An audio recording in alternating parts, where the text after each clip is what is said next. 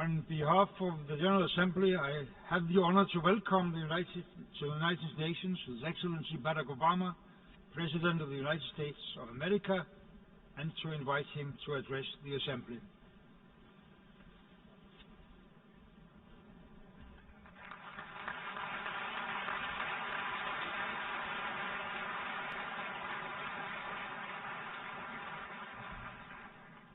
Mr. President, Mr. Secretary General, fellow delegates, ladies and gentlemen. 70 years after the founding of the United Nations, it is worth reflecting on what together the members of this body have helped to achieve. Out of the ashes of the Second World War,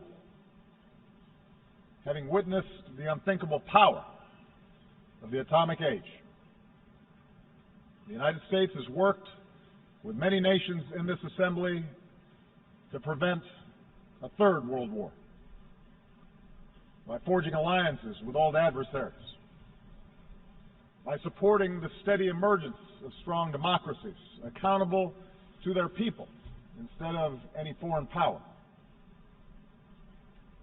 and by building an international system that imposes a cost on those who choose conflict over cooperation, an order that recognizes the dignity and equal worth of all people. That is the work of 7 decades.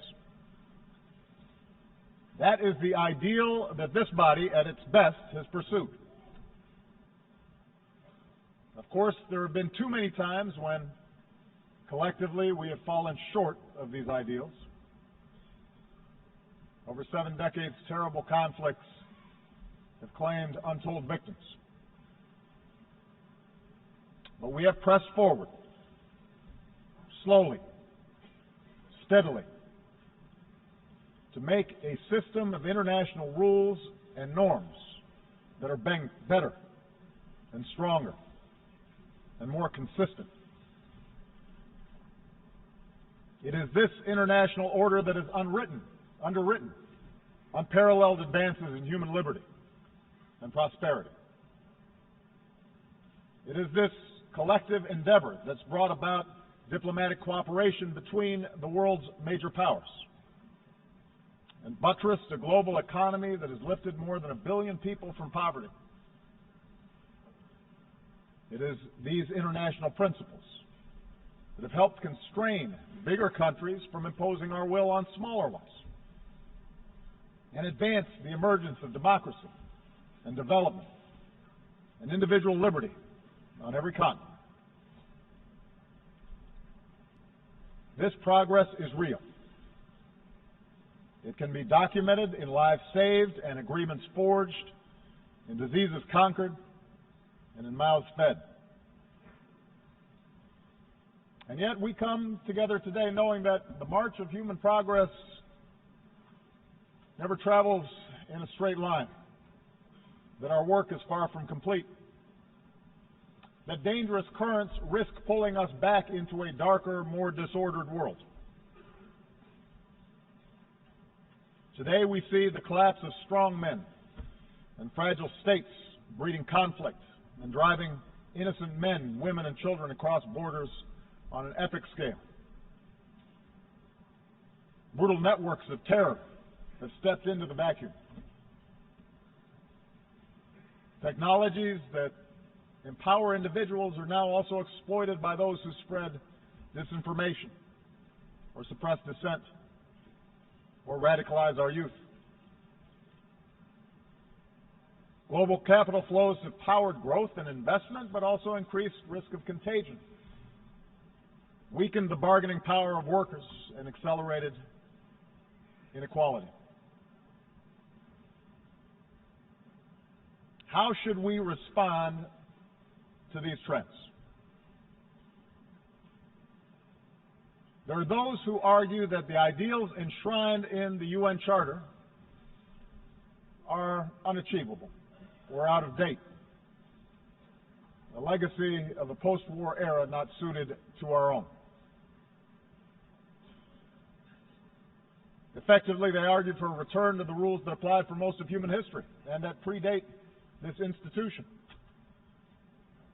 The belief that power is a zero-sum game, that might makes right, that strong states must impose their will on weaker ones, that the rights of individuals don't matter, and that in a time of rapid change, order must be imposed by force.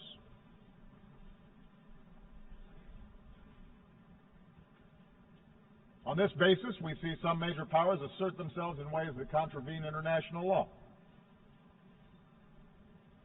We see an erosion of the democratic principles and human rights that are fundamental to this institution's mission. Information is strictly controlled, the space for civil society restricted. We're told that such retrenchment is required to beat back disorder, that it's the only way to stamp out terrorism or prevent foreign meddling. In accordance with this logic, we should support tyrants like Bashar al-Assad, who drops barrel bombs to massacre innocent children, because the alternative is surely worse.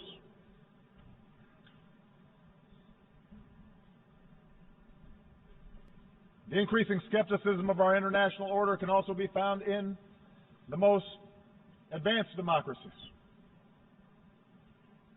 We see greater polarization, more frequent gridlock, movements on the far right and sometimes the left that insist on stopping the trade that binds our fates to other nations, calling for the building of walls to keep out immigrants.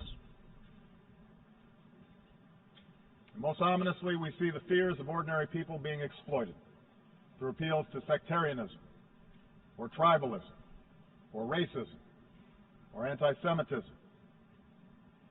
Appeals to a glorious past before the body politic was infected by those who look different or worship God differently. A politics of us versus them. The United States is not immune from this. Even as our economy is growing and our troops have largely returned from Iraq and Afghanistan, we see in our debates about America's role in the world a notion of strength that is defined by opposition to old enemies, perceived adversaries, a rising China, or a resurgent Russia, a revolutionary Iran, or an Islam that is incompatible with peace. We see an argument made that the only strength that matters for the United States is bellicose words and shows of military force, that cooperation and diplomacy will not work. As President of the United States, I am mindful of the dangers that we face. They cross my desk every morning. I lead the strongest military that the world has ever known, and I will never hesitate to protect my country or our allies unilaterally and by force where necessary. But I stand before you today believing in my core that we, the nations of the world, cannot return to the old ways of conflict and coercion. We cannot look backwards. We live in an integrated world, one in which we all have a stake in each other's success. We cannot turn back those forces of integration. No nation in this assembly can insulate itself from the threat of terrorism or the risk of financial contagion, the flow of migrants, or the danger of a warming planet. The disorder we see is not driven solely by competition between nations or any single ideology. And if we cannot work together more effectively, we will all suffer the consequences.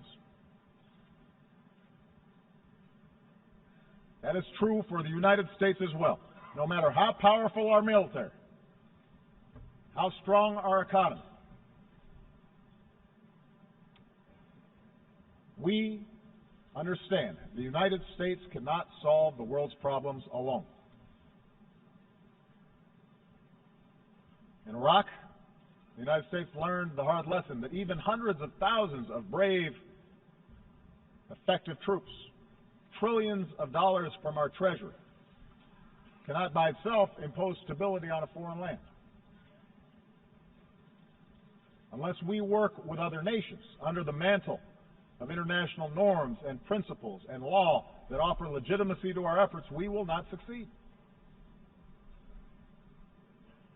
And unless we work together to defeat the ideas that drive different communities in a country like Iraq into conflict, any order that our militaries can impose will be temporary.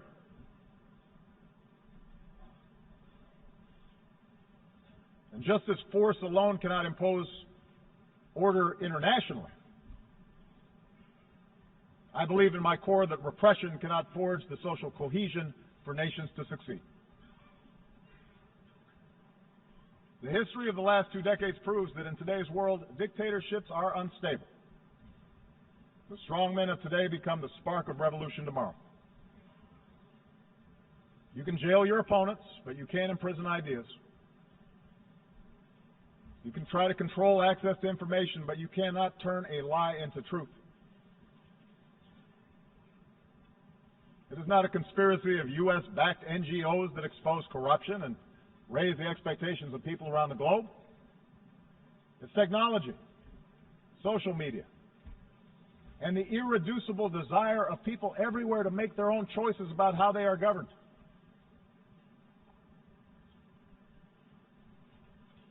Indeed, I believe that in today's world, the measure of strength is no longer defined by the control of territory. Lasting prosperity does not come solely from the ability to access and extract raw materials.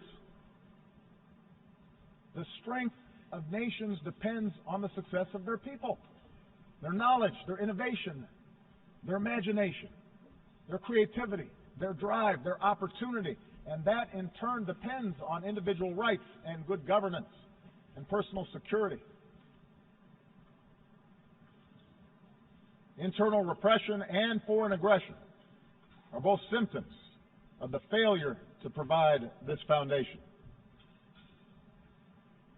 The politics of solidarity that depend on demonizing others, that draws on religious sectarianism or narrow tribalism or jingoism, may at times look like strength in the moment, but over time its weakness will be exposed.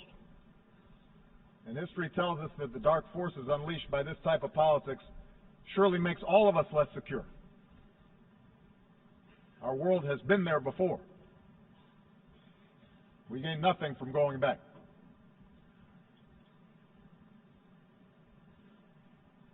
Instead, I believe that we must go forward in pursuit of our ideals, not abandon them at this critical time. We must give expression to our best hopes, not our deepest fears. This institution was founded because men and women who came before us had the foresight to know that our nations are more secure when we uphold basic laws and basic norms and pursue a path of cooperation over conflict. And strong nations, above all, have a responsibility to uphold this international order.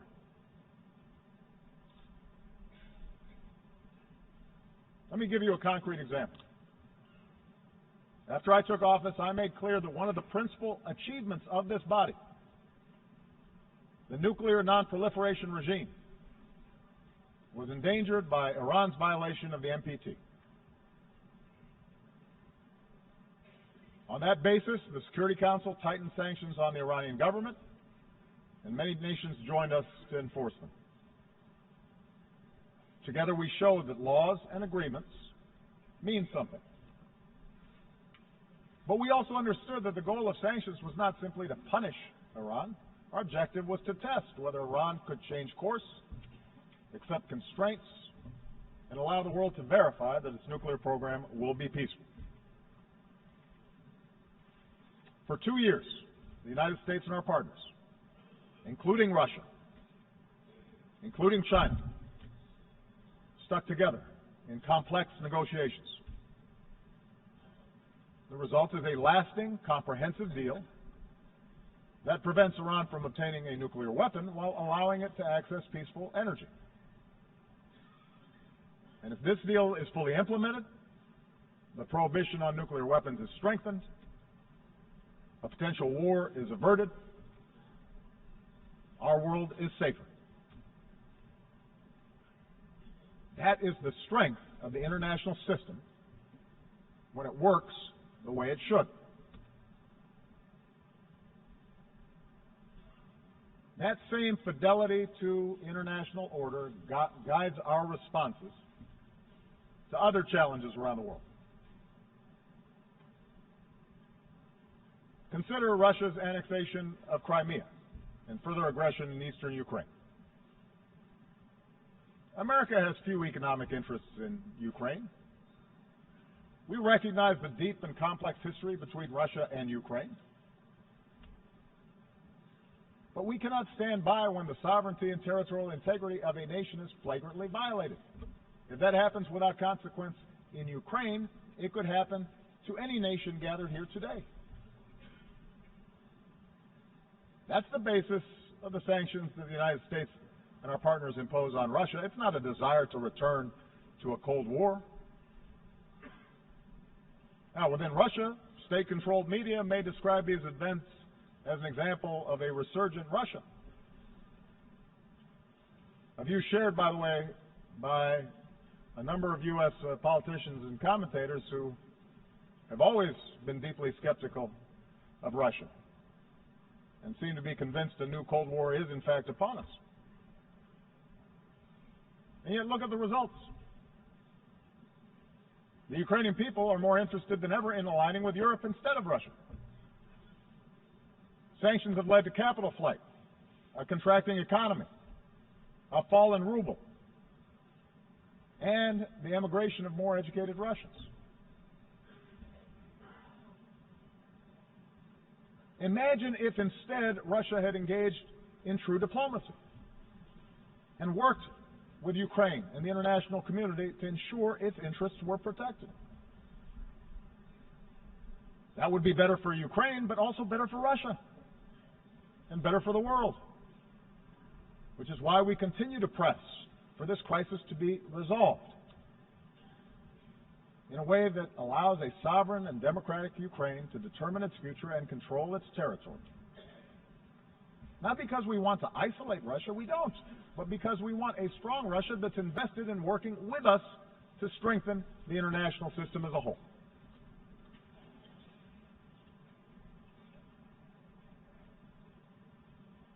Similarly, in the South China Sea, the United States makes no claim on territory there. We don't adjudicate claims.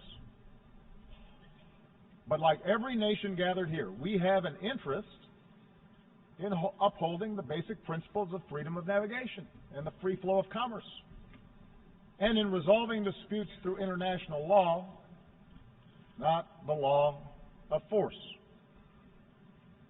So we will defend these principles while encouraging China and other claimants to resolve their differences peacefully.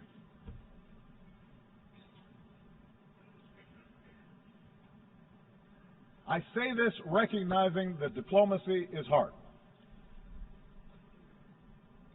that the outcomes are sometimes unsatisfying, that it's rarely politically popular.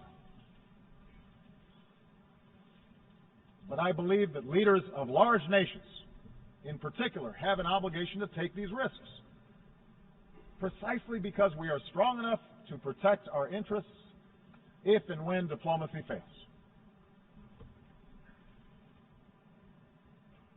I also believe that to move forward in this new era, we have to be strong enough to acknowledge when what you're doing is not working.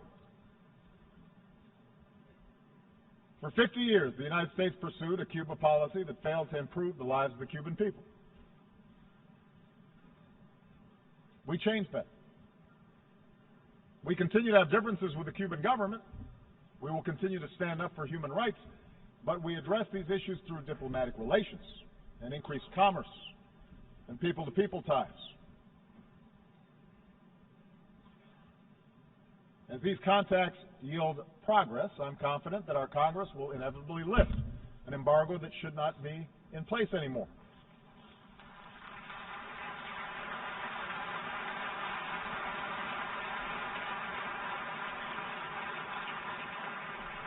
Change won't come overnight to Cuba, but I'm confident that openness, not coercion, will support the reforms and better the life the Cuban people deserve.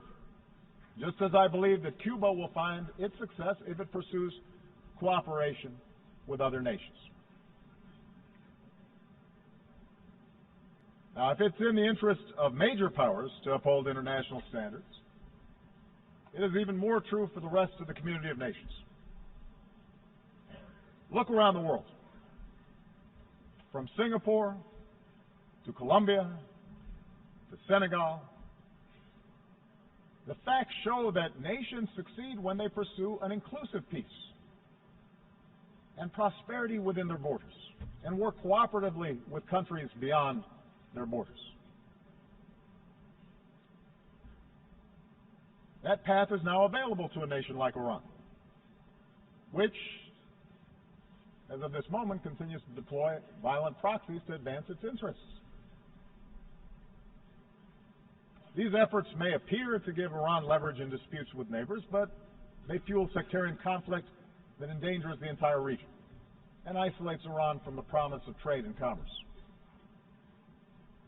The Iranian people have a proud history and are filled with extraordinary potential. But chanting death to America does not create jobs or make Iran more secure.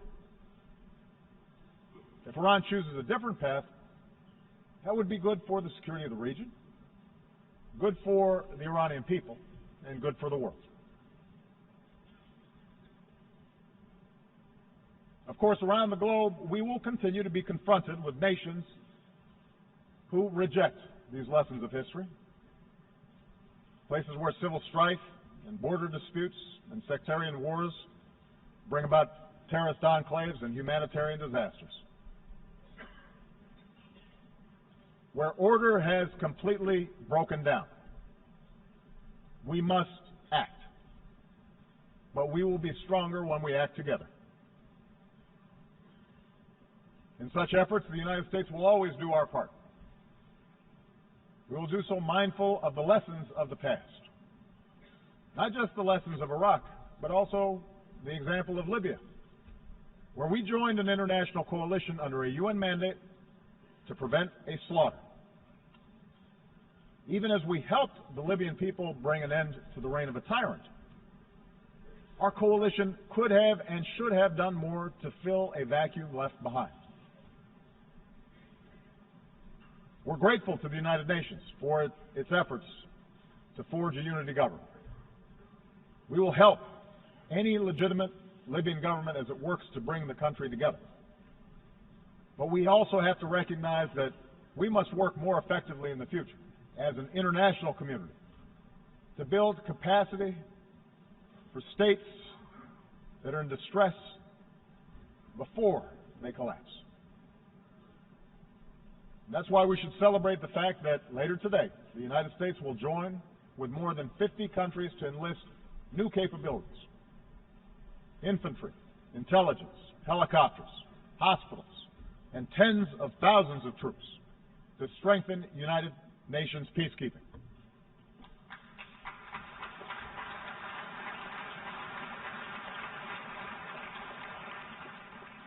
These new capabilities can prevent mass killing and ensure that peace agreements are more than words on paper. But we have to do it together. Together, we must strengthen our collective capacity to establish security where order has broken down and to support those who seek a just and lasting peace.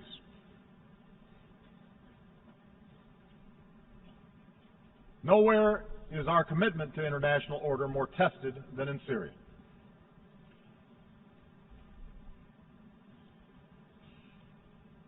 When a dictator slaughters tens of thousands of his own people, that is not just a matter of one nation's internal affairs. It breeds human suffering on an order of magnitude that affects us all. Likewise, when a terrorist group beheads captives, slaughters the innocent, and enslaves women, it's not a single nation's national security problem. That is an assault on all our humanity. I've said before, and I will repeat, there is no room for accommodating an apocalyptic cult like ISIL. And the United States makes no apology for using our military as part of a broad coalition to go after them. We do so with a determination to ensure that there will never be a safe haven for terrorists who carry out these crimes. And we have demonstrated over more than a decade of relentless pursuit of al-Qaeda. We will not be outlasted by extremists. But while military power is necessary, it is not sufficient to resolve the situation in Syria. Lasting stability can only take hold when the people of Syria forge an agreement to live together peacefully. The United States is prepared to work with any nation, including Russia and Iran, to resolve the conflict. But we must recognize that there cannot be, after so much bloodshed, so much carnage, a return to the pre-war status quo. Let's remember how this started. Assad reacted to peaceful protests by escalating repression and killing that in turn created the environment for the current strife. And so Assad and his allies can't simply pacify the broad majority of a population who've been brutalized by chemical weapons and indiscriminate bombing.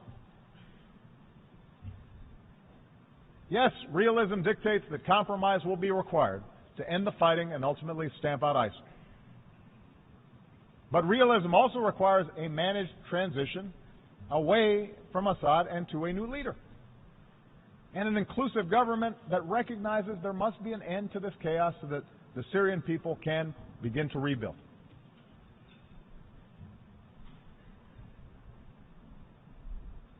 We know that ISIL, which emerged out of the chaos of Iraq and Syria, depends on perpetual war to survive. But we also know that they gain adherents because of a poisonous ideology. So part of our job together is to work to reject such extremism that infects too many of our young people. Part of that effort must be a continued rejection by Muslims of those who distort Islam to preach intolerance and promote violence. And it must also involve a rejection by non-Muslims of the ignorance that equates Islam with terror.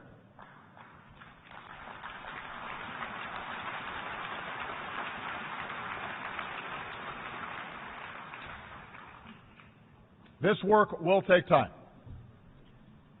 There are no easy answers to Syria, and there are no simple answers to the changes that are taking place in much of the Middle East and North Africa. But so many families need help right now. They don't have time. And that's why the United States is increasing the number of refugees who we welcome within our borders. That's why we will continue to be the largest donor of assistance to support those refugees. And today we are launching new efforts to ensure that our people and our businesses, our universities and our NGOs can help as well. Because in the faces of suffering families, our nation of immigrants sees ourselves. Of course, in the old ways of thinking, the plight of the powerless, the plight of refugees, the plight of the marginalized did not matter. They were on the periphery of the world's concerns. Today, our concern for them is driven not just by conscience, but should also be driven by self-interest. For helping people who've been pushed to the margins of our world is not mere charity. It is a matter of collective security. And the purpose of this institution is not merely to avoid conflict, it is to galvanize the collective action that makes life better on this planet. The commitments we've made to the Sustainable Development Goals speak to this truth. I believe that capitalism has been the greater creator of wealth and opportunity that the world has ever known. But from big cities to rural villages around the world, we also know that prosperity is still cruelly out of reach for too many. As His Holiness Pope Francis reminds us, we are stronger when we value the least among these and see them as equal in dignity to ourselves and our sons and our daughters. We can roll back preventable disease and end the scourge of HIV/AIDS. We can stamp out pandemics that recognize no borders. That work may not be on television right now, but as we demonstrated in reversing the spread of Ebola, it can save more lives than anything else we can do. Together we can eradicate extreme poverty and erase barriers to opportunity. But this requires a sustained commitment to our people, so farmers can feed more people, so entrepreneurs can start a business without paying a bribe, so young people have the skills they need to succeed in this modern knowledge-based economy. We can promote growth through trade that meets a higher standard. And that's what we're doing through the Trans-Pacific Partnership, a trade agreement that encompasses nearly 40% of the global economy. An agreement that will open markets while protecting the rights of workers and protecting the environment that enables development to be sustained. We can roll back the pollution that we put in our skies and help economies lift people out of poverty without condemning our children to the ravages of an ever-warming climate. The same ingenuity that produced the industrial age and the computer age allows us to harness the potential of clean energy. No country can escape the ravages of climate change. There's no stronger sign of leadership than putting future generations first. The United States will work with every nation that is willing to do its part so that we can come together in Paris to decisively confront this challenge.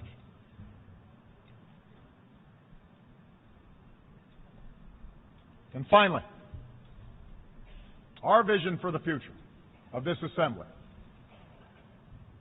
my belief in moving forward rather than backwards, requires us to defend the democratic principles that allow societies to succeed. Let me start from a simple premise. Catastrophes like what we are seeing in Syria do not take place in countries where there is genuine democracy and respect for the universal values this institution is supposed to defend.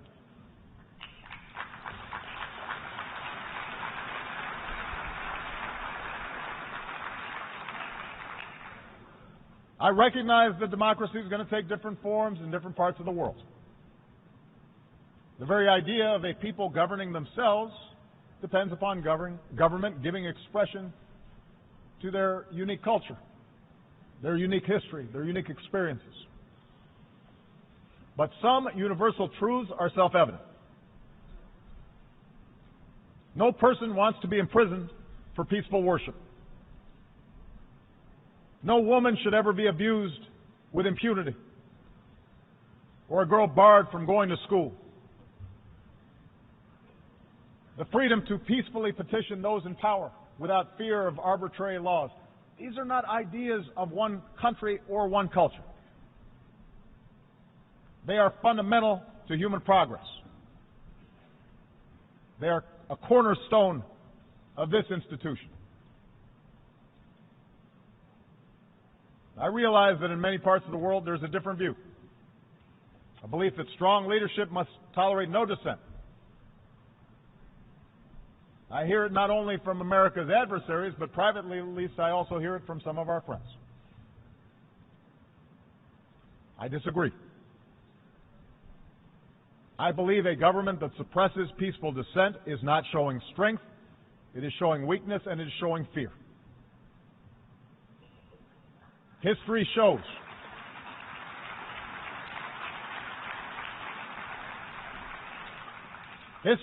that regimes who fear their own people will eventually crumble. But strong institutions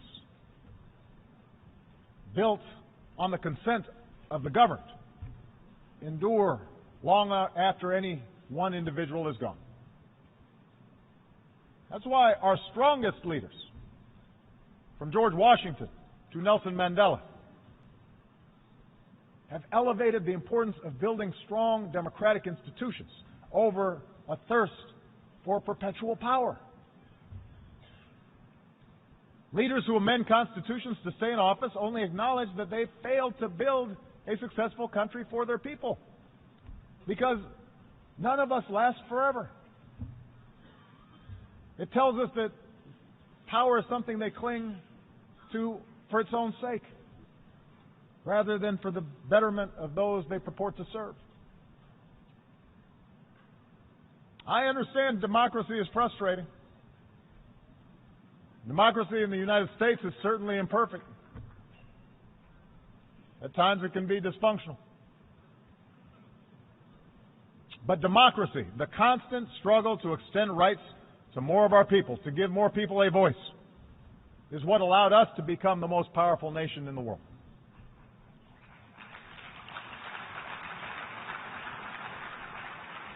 It's not simply a matter of principle. It's not an abstraction. Democracy, inclusive democracy, makes countries stronger. When opposition parties can seek power peacefully through the ballot, a country draws upon new ideas. When a free media can inform the public, corruption and abuse are exposed and can be rooted out. When civil society thrives, communities can solve problems that governments cannot necessarily solve alone. When immigrants are welcomed, countries are more productive and more vibrant. When girls can go to school and get a job and pursue unlimited opportunity, that's when a country realizes its full potential.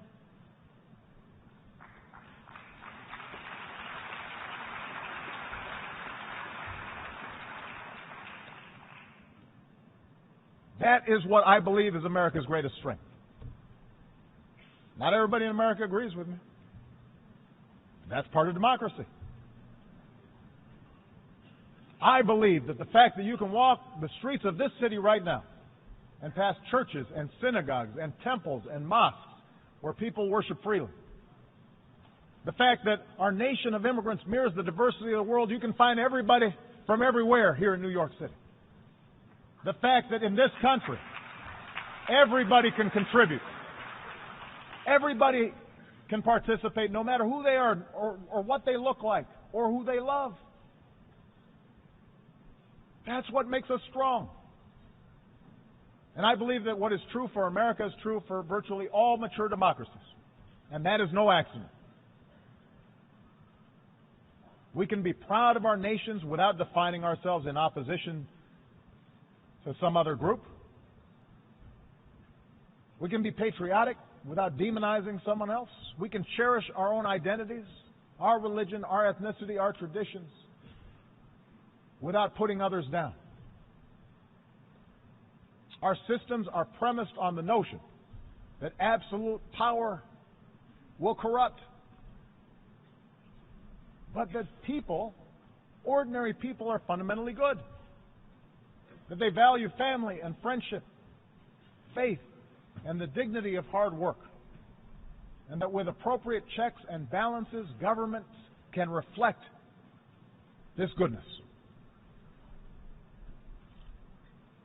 I believe that's the future we must seek together. To believe in the dignity of every individual. To believe we can bridge our differences and choose cooperation over conflict.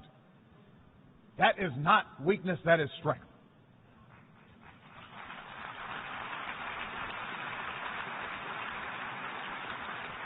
It is a practical necessity in this interconnected world. And our people understand this. Think of the Liberian doctor who went door to door to search for Ebola cases and to tell families what to do if they show symptoms. Think of the Iranian shopkeeper who said after the nuclear deal, God willing, now we'll be able to offer many more goods at better prices. Think of the Americans who lowered the flag over our embassy in Havana in 1961, the year I was born, and returned this summer to raise that flag back up.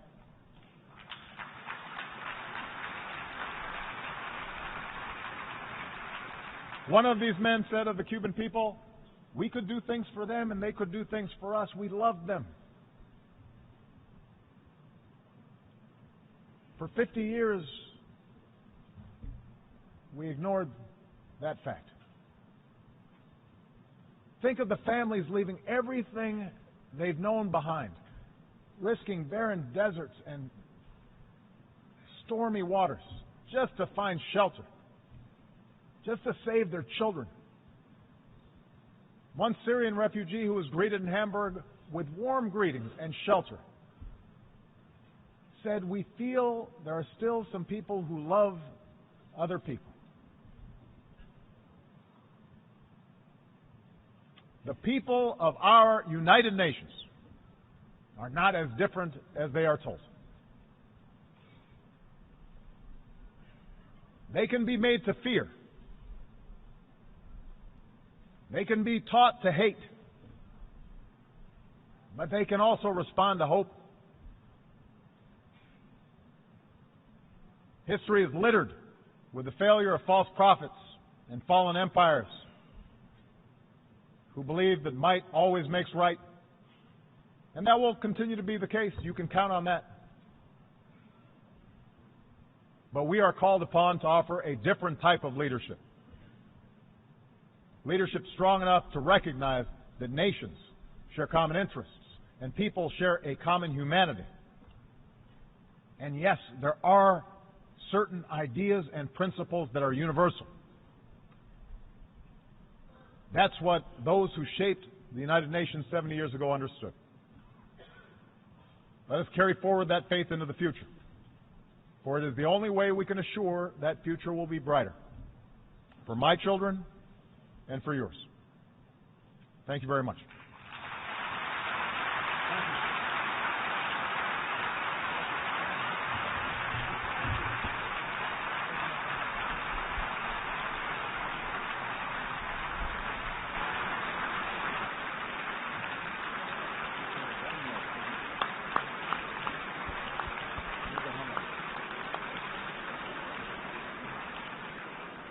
On behalf of the General Assembly, I wish to thank the President of the United States of America for his statement just made. May I request representatives to remain seated while we greet the President.